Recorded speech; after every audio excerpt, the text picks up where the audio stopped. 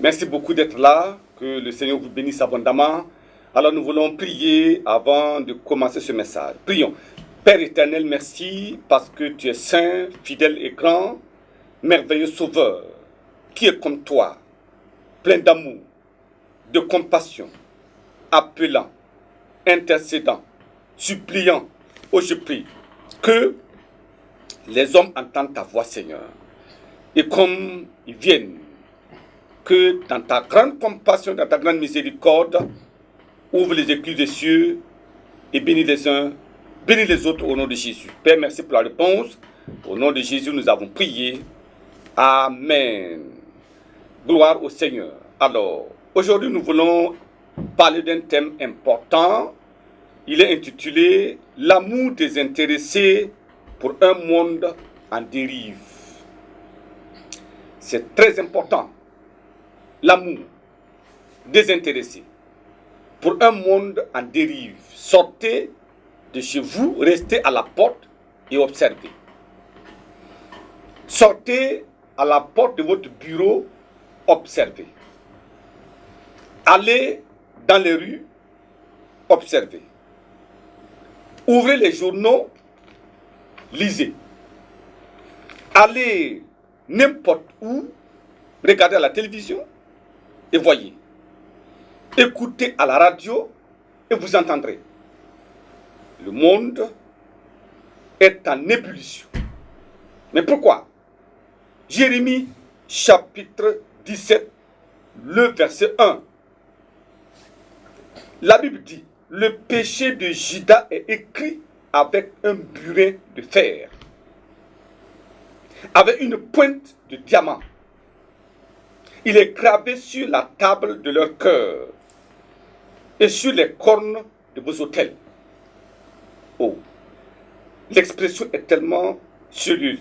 Il dit, le péché de Juda est écrit avec un burin de fer. Ça veut dire c'est tellement profond, indélébile, gravé sur la table des cœurs. Et il dit, écrit avec une pointe de diamant. Cela dénote la situation inquiétante du monde aujourd'hui. Regardons Psaume chapitre 11 et nous lisons le verset 3.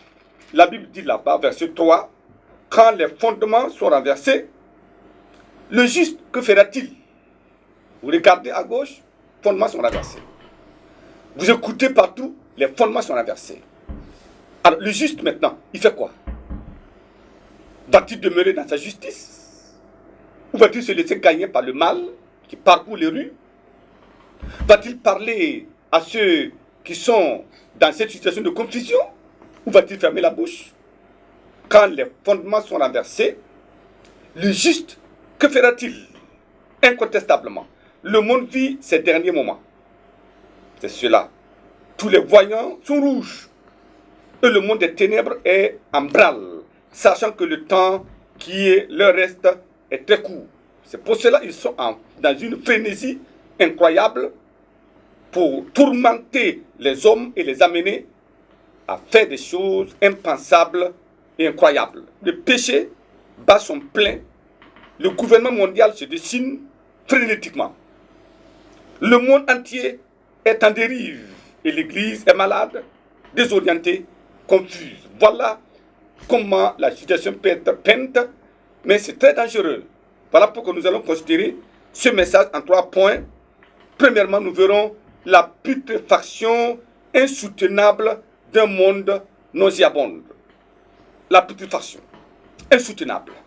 La pourriture insoutenable d'un monde nauséabonde. Deuxièmement, nous parlons de la prudence des ouvriers dans un milieu hostile et saturé. Partout où vous allez à l'université, allez dans les écoles, allez dans les rues, allez dans les campagnes, alors la situation est controverse. Tout est devenu hostile à l'évangile. Troisième point, nous parlons de la prédication passionnée ou l'amour en action pour ébranler un monde nauséabond, un monde déboussolé.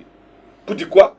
Dieu a besoin, malgré l'état, la situation, telle qu'elle est peinte comme cela, il a besoin qu'il y ait la prédication passionnée, un amour désintéressé. Oui, un amour en action pour ébranler un monde déboussolé. Alors, premier point, la putréfaction insoutenable d'un monde nauséabond. Ésaïe chapitre 24. Ésaïe. Si vous lisez ce passage, vous serez d'accord avec Dieu. Il dit, Ésaïe chapitre 24, le verset 20. Il dit, la terre chancelle comme un homme ivre. Elle vacille comme une cabane. Son péché pèse sur elle. Elle tombe et ne se relève plus. Voilà la situation. Dieu dit, la terre est déchirée, verset 19, la terre se brise, la terre chancelle. Pourquoi la terre est en train de balancer? Tout le monde sait que la terre n'est plus en équilibre. Et la Bible dit, elle tombe parce que son péché pèse sur elle. C'est cela la situation. C'est malheureux, c'est comme cela. Et les hommes de Dieu, les prophètes de Dieu, quand ils sentent le danger, leurs paroles deviennent des paroles, oui, des paroles incroyables, des paroles qui, en fait, nous dépeignent la pensée de Dieu. Regardez Jérémie chapitre 9, versets 1 et 2. Oh, si ma tête était remplie d'eau, si mes yeux étaient une source de larmes, je pleurerais jour et nuit les morts de la fille de mon peuple. Quand vous regardez aujourd'hui cette jeunesse-là, désemparée, perdue, qu'est-ce qu'il faut faire? Il dit, oh, si j'avais au désert une cabane de voyageurs, j'abandonnerais mon peuple et je m'en éloignerais. Quand tu regardes la situation, tu dis, bon, allons à l'église, peut-être ça irait mieux. Allons ici, peut-être ça irait mieux. Non, vous voyez que tout est sans dessus, sans dessous, et le monde est en ébullition, le monde est malade, la putréfaction est insoutenable. Il dit, mais si je pouvais abandonner ce peuple-là, je m'en éloignerais, parce que ce qu'il voit est insoutenable. N'est-ce pas ce que nous voyons aujourd'hui? C'est ça la réalité. Et nous avons besoin de la grâce de Dieu. Le monde est envahi par le mal. On ne sait d'où cela vient. Le monde entier est concerné ou même consterné. Et la dérive est générale. Allez dans les villages, dans les campagnes, allez dans les autres continents. C'est comme si on a sonné la trompette en disant, allez maintenant, affrontez Dieu, affrontez la loi de Dieu, faites le mal, alors soyez maintenant spécialisés dans le mal. C'est cela. Les grands de ce monde, les hommes de loi, et tout ce monde-là sont interconnectés à des forces invisibles. Et alors, ils rendent le monde invivable, dépravé, cruel, blasphémateur, et dans un sens réprouvé. Nous dit la parole de Dieu. Regardons alors Romains chapitre 1. Qu'est-ce que Dieu dit de ce monde-là? C'est pour ça que les enfants de Dieu doivent regarder. Parce que rien n'est étonnant. Tout est déjà décrit dans la parole de Dieu. Nous devons seulement observer et nous mettre à genoux et prier. Alors au chapitre 1, le verset 21, il dit, puisque, ayant connu Dieu, ils ne l'ont point glorifié comme Dieu et ils ne l'ont point rendu grâce, mais ils se sont égarés dans leurs pensées et leur cœur sans intelligence a été plongé dans les ténèbres. Voilà. Plongé dans les ténèbres, ayant connu Dieu.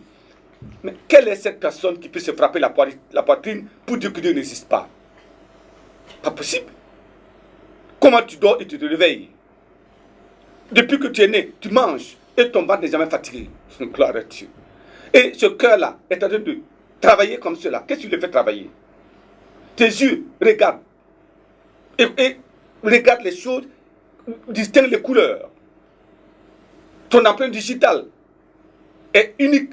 Ça, dans le monde, 7 milliards de personnes avec une surface de combien de centimètres carrés? Même pas 1 centimètre carré. Et Dieu peut dessiner 8 milliards de personnes dans cette pomme. Et les étudiants et les scientifiques disent que le fond de l'œil, aucun fond de l'œil ne se ressemble. À tel point qu'on peut mettre des systèmes monétaires, à tel point que tu arrives seulement, tu regardes et la banque te permet de prendre ton argent parce que tu es unique. Quand tu es identifié, il n'y a pas une autre personne comme toi. Je prie que nous comprenions que ce Dieu est grand et qu'il est le créateur et que nous puissions revenir. Pourquoi se spécialiser dans le mal, dans le péché, oubliant que ce Dieu est là? Il est là. Regardez le verset 24. La Bible dit, c'est pourquoi Dieu les a livrés à l'impureté, selon les convoitises de leur cœur, en sorte qu'ils déshonorent eux-mêmes leur propre corps. Ils déshonorent leur propre corps. Imaginez aujourd'hui ce que nous voyons comme abomination dans le monde. La dérive est totale. La terre s'écroule à cause de ces sacrilèges. Nous avons besoin de comprendre cela. Alors la sodomie est devenue vulgaire, recherchée, défendue, et des nouveaux péchés sont sortis des moules de Satan pour aiguiser la colère de Dieu et avaliser les hommes dans le mal. Non, je prie que nous comprenions que le temps de se réveiller est arrivé, que les croyants comprennent que nous ne sommes pas dans ce monde pour nous laisser prendre par ce monde, mais pour changer le monde. Nous sommes venus pour proclamer la parole de la vérité, afin que le monde comprenne qu'il y a un Dieu au ciel et que sa puissance se manifeste pour en sauver quelques-uns. Mais attention, il nous dit, deuxième point, la prudence des ouvriers dans un milieu hostile et saturé. Nous allons, mais avec la prudence, nous dit le Seigneur. Regardons 1 Corinthiens chapitre 11. Le monde est cruel aujourd'hui. Verset 19. Il nous dit, car il faut qu'il y ait des sectes parmi vous, afin que ceux qui sont approuvés soient reconnus comme tels au milieu de vous. Il y aura toutes ces choses-là dans le monde, mais alors c'est cela la preuve que Dieu est avec nous. Regardons Jude 23. Il nous dit là-bas, Jude 23, sauvez-en d'autres en les arrachant du feu. Ça veut dire quoi? Et pour d'autres encore, ayez une pitié mêlée de crainte, haïssant jusqu'à la tunique souillée par la chair. Les gens sont devenus cruels. Ils n'ont pas peur de Dieu. Ils n'ont même pas peur de l'enfer. Ils sont arrivés à un point de non-retour. Et ces personnes ont décidé librement d'aller se jeter dans le feu de l'enfer. Ces personnes sont hostiles à l'évangile. L'évangile les énerve. Voilà pourquoi les enfants de Dieu, dans ce milieu hostile et saturé de puissants démoniaques, doivent veiller et prier. C'est cela, nous devons veiller et prier. Alors, avec foi, nous devons adresser à Dieu des prières prévalentes, pour que Dieu change tout. Vous voyez, tout est orchestré depuis le QG de Satan. Et vous êtes, oui, des cibles privilégiées. Et c'est comme cela. Mais la puissance de Dieu est là. L'apôtre Paul était environné d'hostilité, de problèmes, mais il n'a pas reculé d'un seul iota. Il a continué dans la mission à laquelle il avait été appelé. Nous devons faire attention. Donc, un croyant non affermi est vite emporté et enrôlé. C'est pour ça que vous voyez des croyants, à un moment donné, on dit, mais mon frère, il dit, ah, vous savez, c'est compliqué, parce qu'il est parti. Donc, si vous êtes des croyants non affermis, vous avez besoin de prier pour être affermis. Dans un monde bougeant, dans un monde saturé, on a besoin de la grâce de Dieu. Donc, la prudence doit être de mise. Attention à toutes ces personnes qui se disent experts. Ils sont experts en tout, mais aussi experts en péché. Faites attention, et ils sont capables de vous enrôler dans le mal, enseignant, accrochant. Attention, il y en a qui sont de bonne volonté, ils sont des débonnaires, mais derrière, cette bonté se cache de la méchanceté. Faites attention. Il se pourrait qu'au-delà du charme, ou du moins du charnel, le système d'enrôlement et d'hypnose alors se met en branle. Et c'est comme ça que facilement certains sont enrôlés. Mais je prie que Dieu nous donne la grâce de tenir ferme et prêcher la parole avec véhémence. Et je prie que comme nous allons, la puissance de Dieu soit sur chacun de vous au nom de Jésus. Attention. Oui, aux croyants à la foi douteuse. Vous avez des croyants à la foi douteuse. Ils peuvent être branchés au système en jouant seulement le jeu. Oui, gloire à Dieu, mais quand tu regardes, il n'y a rien de Dieu. Pas de crainte de Dieu, pas de crainte de péché. Alors, ils se votent dans le péché, mais ils se disent enfants de Dieu. Non, attention, on a besoin de leur prêcher l'évangile. Donc, la prédication de puissance est nécessaire pour amener des multitudes à la croix. Troisième point. La prédication passionnée ou l'amour en action pour ébranler un monde déboussolé. Vous savez, afin de pouvoir agir, mettre en place un plan d'action rigoureux, un plan stratégique, on a besoin de faire l'état des lieux. Qu'est-ce qui ne va pas? Quels sont les problèmes? Et alors maintenant, nous revenons pour dire, voici les problèmes, comment les résoudre. Voici l'état, comment changer cela. Et maintenant, nous allons tracer le plan dans 5 ans, dans 10 ans, pour dire voilà ce que nous allons faire pour changer la situation. La situation doit être changée. On ne peut pas laisser tout ce monde se perdre et aller dans le feu de l'enfer. Non. C'est pour cela que nous sommes appelés. Regardons Matthieu chapitre 9. Matthieu chapitre 9. Le verset 36. Il nous dit là-bas, voyant la foule, il fut ému de compassion pour elle, parce qu'elle était languissante et abattue, comme des brebis qui n'ont point de berger. Quand vous regardez le monde avec un œil spirituel, vous serez attristé de son état. Quand vous regardez les hommes dans ce monde, avec la lecture divine, vous comprendrez quel est son besoin. Quand vous regardez l'évolution technologique, vous posez la question, pourquoi il y a une évolution technologique et pourquoi le mal est toujours dans le monde? Pourquoi des avancées énormes? Un médecin capable d'être aux États-Unis et opérer un malade à l'hôpital, oui, à Paris, ça c'est la technologie. Avec des outils performants pour analyser les vecteurs des maladies, les microbes, les germes, avec des capacités d'extraire des produits dans des plantes et tout ça. Nous avons tous les outils pour faire tout. La connaissance a évolué, mais le mal est rampant. Pourquoi? Des maladies incurables surgissent. Pourquoi? Des situations intolérables se présentent. Pourquoi? C'est la question. Le monde n'a pas la solution à son problème. La solution au problème du monde est entre la main de Dieu. Nous devons amener plusieurs à comprendre que c'est lui qui est capable de restaurer, de remettre de l'ordre. Ce Dieu est grand et nous devons nous appuyer sur lui. Jésus, regardant le monde, il n'a pas regardé leur visage, il n'a pas regardé leurs vêtements. On peut être bien habillé, cravaté, tout, mais on est malade. Un cravaté, on peut être dans une voiture extraordinaire. Mais comme disait quelqu'un, cette voiture est climatisée, mais à l'intérieur, il est en train de suer. Pourquoi?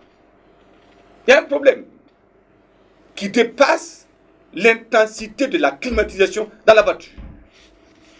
Ils n'ont pas la solution. L'argent ne peut pas les aider. Rien, aucun. Seule la parole puissant de Dieu, seule la grâce salvatrice de Dieu, seule l'autorité conférée de Dieu est capable de changer, de transformer l'intérieur de l'homme. Le cœur de l'homme est tortueux par-dessus tout. Et seul Dieu peut connaître ce cœur et apporter le changement. C'est pour cela que nous avons besoin de la parole. Nous avons besoin de Dieu.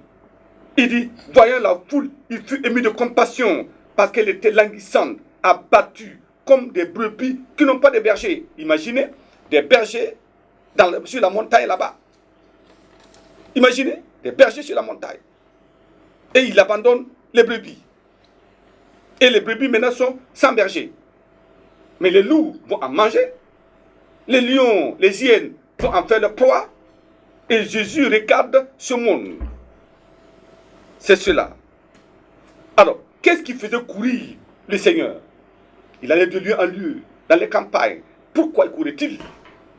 Et les apôtres, pourquoi couraient-ils? Vous voyez, un croyant sec d'amour est un parvenu dans le royaume. Sec d'amour. Vous n'avez pas d'amour pour les pécheurs. Non, c'est un parvenu. Ses larmes sont éloignées de ses yeux et son cœur est plus dur que le roc. Il voit les gens expédier massivement dans le feu de l'enfer et son cœur ne frémit guère. Non. Je pense qu'en tant qu'enfant de Dieu, dans les églises, partout, nous devons frémir. Nous dépassons les bornes de la parenté, les bornes de religion. On dépasse tout ça pour regarder quelqu'un que nous connaissons et dans son attitude de péché est en train d'être expédié dans le feu de l'enfer. Notre cœur doit frémir en disant, mais il a besoin de qui? Il a besoin de Dieu. On se demande, c'est quel type d'ADN des hommes comme cela ont dans leur sang? Non, celui d'enfant de Dieu ou celui de notre royaume. Si nous sommes de Dieu, nous devons frémir et dire, nous devons faire quelque chose. Regardons 2 Corinthiens chapitre 11. 2 Corinthiens, chapitre 11. Et nous lisons le verset 29. Qu'est-ce qu'il dit là-bas? Verset 29. Qui est faible? Que je ne sois faible. Qui vient à tomber? Que je ne brûle. Voyez, ça c'est l'apôtre Paul. Il avait les mêmes sentiments que le Seigneur Jésus-Christ. Voyez les pécheurs, dans leur péché, il était prêt à mourir même pour eux. 1 Corinthiens chapitre 9. 1 Corinthiens 9. Le verset 22. 1 Corinthiens 9, le verset 22. Non? Il nous dit, j'ai été faible avec les faibles, afin de gagner les faibles. Je me suis fait tout à tout, afin d'en sauver de toute manière quelques-uns. Ça, c'est le cœur d'un enfant de Dieu, qui sait pourquoi il est dans ce monde. Voilà un autre. Jérémie. Jérémie chapitre 20. Quel est notre cœur en tant qu'enfant de Dieu, connaissant la sévérité de Dieu? Jérémie 20, verset 9. Il dit, si je dis, je ne ferai plus mention de lui, je ne parlerai plus en son nom, il y a au-dedans de moi comme un feu dévorant qui est enfermé dans mes os, je m'efforce de le contenir et je le puis. Comment tu peux ne pas parler de Jésus? La solution au problème du monde, le sauveur du monde, le rédempteur, le crucifié, l'agneau de Dieu, celui qui sauve et qui délivre à ce monde perdu. Non, nous devons aller partout, dans les campus, dans les quartiers, dans les écoles. Nous devons parler à ceux-là, dans les villes, dans les campagnes, en disant, il y a un sauveur qui a donné sa vie pour vous. Alors ainsi, la parole de Dieu va ébranler les puissants des ténèbres. Et alors, ces cœurs seront enflammés par notre amour. Nous disons, mais il nous a fait du mal. Mais et alors, ce mal est petit par rapport à la souffrance que la personne va aller endurer en affaire. Nous devons leur parler. On va repousser, mais allons-y encore. Espérons, prions et allons-y. On ne cherche pas la compréhension. On peut vous insulter, blasphémer notre Jésus. Mais ce cœur de Jésus nous amène à aller vers les persécuteurs, vers ceux-là qui sont encore rebelles, les blasphémateurs. Il leur dit, attention, un temps viendra. Dieu fera son œuvre au travers de vous si nous nous levons. Voilà pourquoi nous allons prier en ce moment. Un monde en délire, un monde en putréfaction et des hommes que Dieu est en train de chercher. Je cherche un homme parmi eux. C'est de vous cet homme-là, c'est de vous cette femme. Baissons la tête pour la prière en ce moment. Que la grâce de Dieu vous soit donnée afin de répondre à l'appel de Dieu. C'est dangereux de se fermer la bouche. Non, c'est dangereux de rester à l'écart. Non, nous devons aller et faire rapidement. Le temps est court. Tous ces hommes ont besoin d'être sauvés et aller au ciel. Papa, merci pour ta parole. Merci pour tous ceux qui ont entendu et qui sont prêts à se lever pour faire la mission. Sont prêts à aller parler de toi, de ta parole, de ta bonté, de ta miséricorde. Je demande, Seigneur, que tu les enflammes par ton amour, afin que cet amour soit partagé. Oui, que cet amour soit tellement débordant qu'il est suffisant pour aller vers les persécuteurs, ceux qui ne comprennent pas, qui insultent, qui blasphèment, parce que notre cœur est rempli d'amour pour eux. Et comme tu veux les sauver, sauve-les par ton amour au nom de Jésus. Nous te bénissons, Père, pour la réponse. Fortifie ton peuple et donne-nous, Seigneur, d'être des guerriers infatigables et des gagnants d'âme, oui, courageux. Qu'il en soit ainsi pour chacun. Au nom puissant de Jésus, nous avons prié. Amen. Amen. Dieu vous bénisse abondamment.